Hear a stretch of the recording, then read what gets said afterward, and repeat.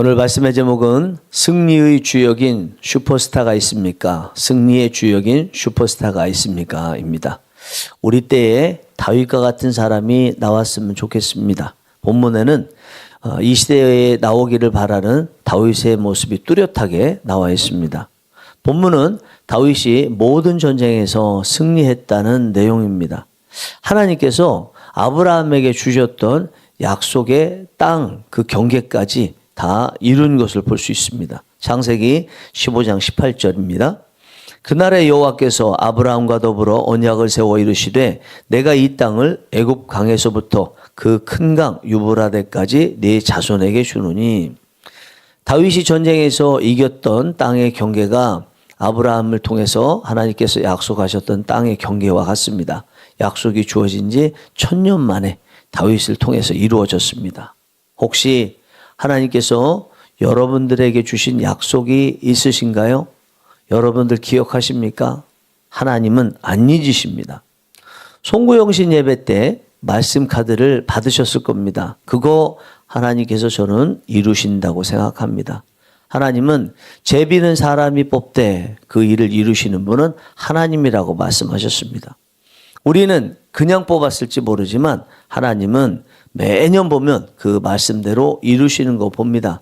그런 경험을 하다 보니 매년 새롭게 말씀을 뽑을 때 신중하게 기도하고 뽑습니다. 그리고 1년을 보내면서 중간중간 그 말씀 카드를 봅니다. 그리고 또 이루어지기를 기도합니다. 하나님이 그 말씀도 잊지 않고 이루신다는 것을 볼 수 있습니다. 하나님께서 하시는 일들 중에 몇 프로나 하나님 당신이 하셨다고 말씀하시고 이루시나요? 10%만 되어도 지금보다 훨씬 많은 사람들이 예수님을 믿고 있을 것입니다. 설교 시간에 주신 말씀도 송구영신 때 뽑았던 말씀 카드와 비슷하다고 생각합니다. 송구영신 때 말씀 카드 많은 중에 하나를 뽑아서 그것을 하나님께서 이루신 것처럼 설교 시간에 말씀을 들으면서 그 말씀을 내 것으로 받게 되면 하나님께서 이루기 시작하시는 것입니다.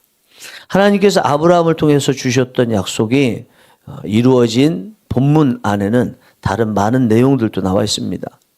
본문에서 다윗이 이긴 국가를 세보니까 5개의 국가입니다. 이 중에 4개 국가가 동서남북에 위치해 있었습니다. 그만큼 하나님께서 동서남북 사방의 모든 적들로부터 다윗이 이기게 해주셨다는 거죠. 다윗은 다윗이다 느끼게 하는데 그것 중에 하나가 전쟁에서 승리한 후에 하나님께 감사한 것입니다. 전리품을 하나님께 드렸습니다. 11절 12절입니다. 다윗 왕이 그것도 여호와께 드리되 그가 정복한 모든 나라에서 얻은 은금 곧 아람과 모압과 암몬 자손과 블레셋 사람과 아말렉에게서 얻은 것들과 소바왕 르호브의 아들 하닷 에셀에게서 노력한 것과 같이 드리니라. 아쉬울 때만이 아니라 감사할 때도 이길 때도 하나님을 기억하는 거 쉽지 않습니다. 우리의 기도에 달라는 기도가 많을까요? 주신 것에 대한 감사하는 기도가 많을까요? 여러분들은 어제 하루를 보내시면서 기도하셨을 텐데 달라는 기도를 많이 하셨습니까? 감사하는 기도를 많이 하셨습니까? 감사 기도는 자신이 가지고 있는 것이 하나님께서 주셨다고 인정하는 것입니다. 동시에 하나님께 다시 한 번 더 가게 되는 거죠. 하나님께 한 번 더 가는 거 하나님께서 제일 기뻐하는 것입니다.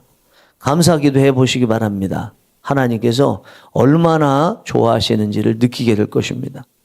다윗에게서 눈여겨봐야 될 것 중에 하나가 15절 말씀입니다. 다윗이 모든 백성에게 정의와 공의를 행했다라는 내용이 나옵니다. 하나님께만 잘한 것이 아니었습니다. 하나님의 마음으로 누구에게나 공정하게 되었습니다. 비록 사울왕의 아들 이스보셋을 죽이려고 했던 아브넬을 죽인 것 때문에 요압을 저주했지만 그 요압을 국방부 장관에 앉혔습니다. 행정 시스템을 강화하기 위해서 서기관을 두었는데 여호사밧을 임명했습니다. 자신의 아들들도 서기관으로 두었습니다. 18절에 보면 대신들로 두었다고 되어 있지만 원어로 보면 서기관, 행정관이라는 뜻입니다. 제사장을 한 명만 두지 않았습니다.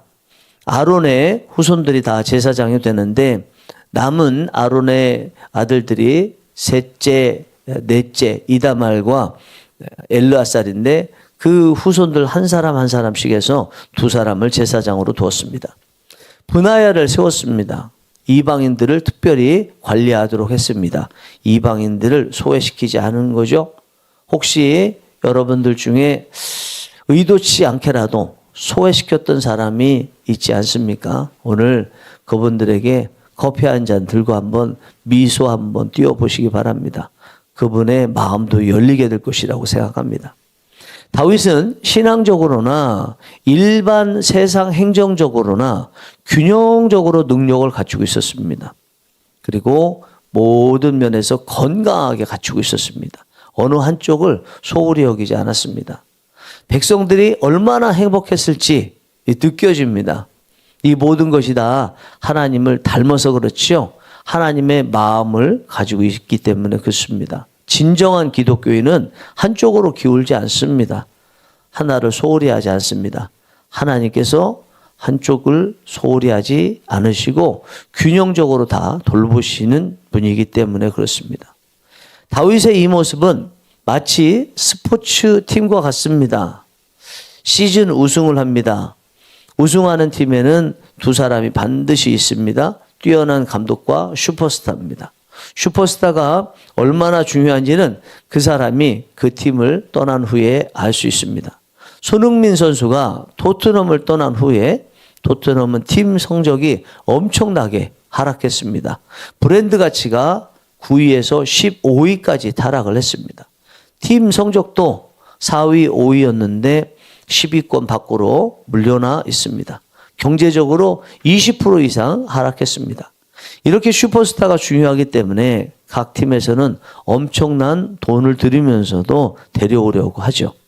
감독도 팀 성적에 지대한 영향을 미칩니다. 2002년 월드컵 4강 신화를 이룬 히딩크 감독을 보면 알 수 있습니다. 감독 한 사람으로 인해 꿈꾸지도 않았던 일까지 일어났습니다. 대한민국 국민들을 행복하게 만들었습니다. 우리 인생에도 다윗과 같은 슈퍼스타가 있어야 됩니다. 그러나 진정한 슈퍼스타는 다윗이 아니죠. 하나님이셨습니다.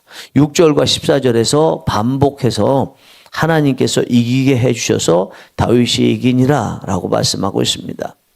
하나님께서 함께 하시면 우리의 가정의 팀도 우리의 일터의 팀도 교회의 팀도 싸움에서 경기에서 우승할 수 있습니다. 예수님은 병자를 못 고치신 적이 없습니다. 죽은 자 다 살리셨습니다. 귀신들도 오면 다 쫓아내 주셨습니다. 절망 중에 있는 분들이 오면 다 소망을 갖게 해주셨습니다. 우리의 지옥 갈 죄까지 당신이 죽으심으로 이기게 해주셨습니다. 하나님이 하시면 전승을 한다는 것입니다. 하나님이 계시도록 해야 합니다. 슈퍼스타나 슈퍼 감독에게 돈을 주면서까지 데려오는 것처럼 하나님도 오시도록 하나님께서 좋아하시는 것을 드려야 됩니다. 하나님을 찾는 것입니다. 하나님을 사랑하십시오. 하나님께 기도하십시오. 하나님을 묵상하십시오. 하나님이 기뻐하시면서 여러분들의 팀을 맡아주실 것입니다. 설령 여러분들의 팀원 중 누군가 성적이 부진하더라도 팀을 우승하게 하실 것입니다. 개인 성적도 향상시켜 주실 것입니다. 팀 닥터를 불러서 부상당한 선수를 재활하시듯 좋은 음식으로 체력을 키우시듯 고치시고 싸매시고 좋은 것으로 먹이시면서 향상시키실 것입니다. 사랑하는 여러분, 여러분들의 팀에는 슈퍼스타가 계십니까?